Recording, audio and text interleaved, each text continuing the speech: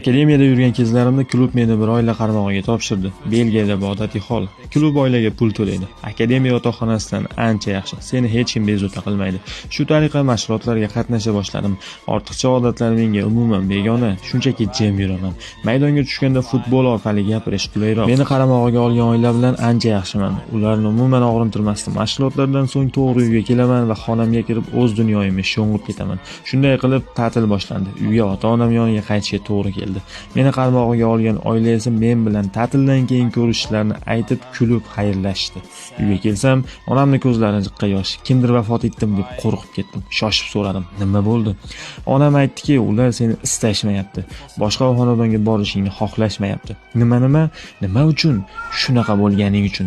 Aytishlaricha sen juda jim yurarkansan. Sen bilan muomala qilish juda qiyin ekan. Xaraktering og'ir ekan. Men hayron qoldim. U oila menga indamagandi. Hech qanday muammo bo'lmagandi.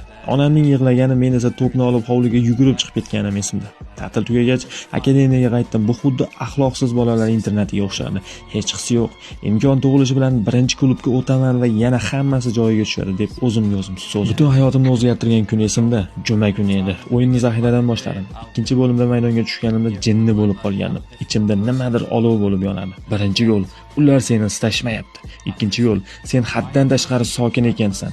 Uchinchi gol: xaraktering og'ir deyishdi.